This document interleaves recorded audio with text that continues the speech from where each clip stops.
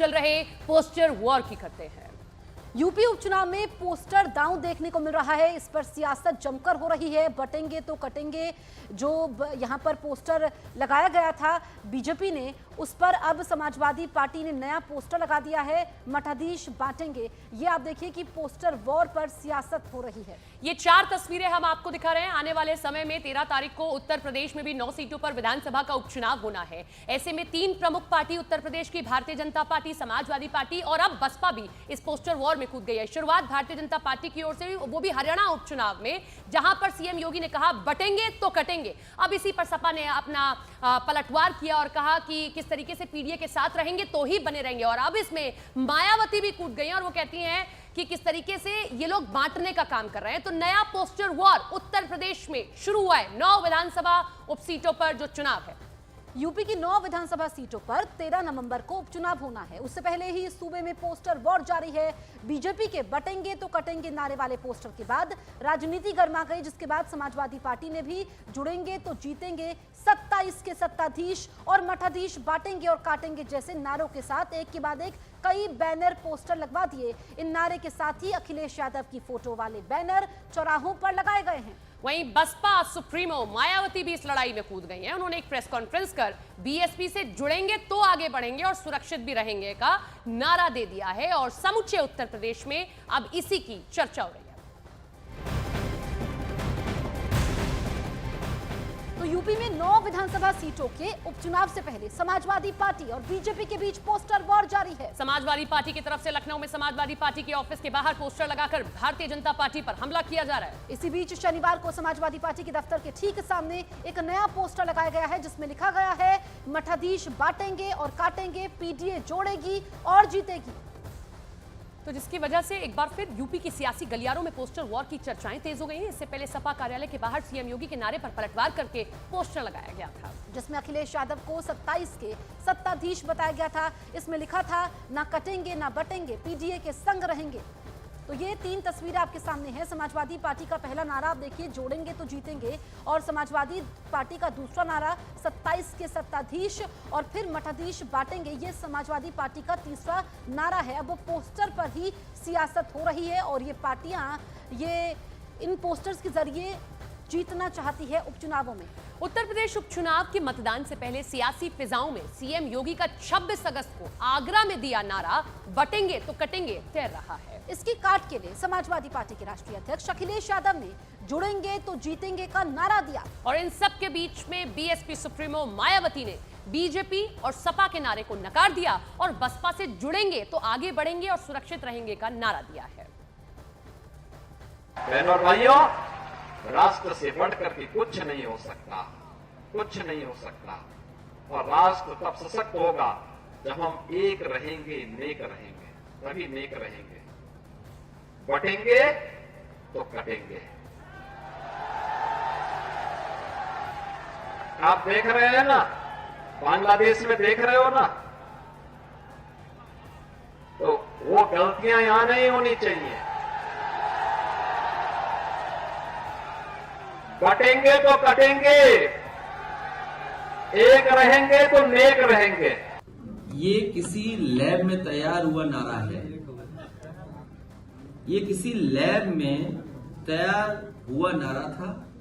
उन्हें किसी से बुलवाना था तो उत्तर प्रदेश के मुख्यमंत्री से बेहतर कौन बोलता। उनकी छवि भी वैसी ही है। अगर वो कह रहे हैं कि बटो नहीं कटो नहीं, तो पीडीए परिवार भी तो नहीं बटेगा।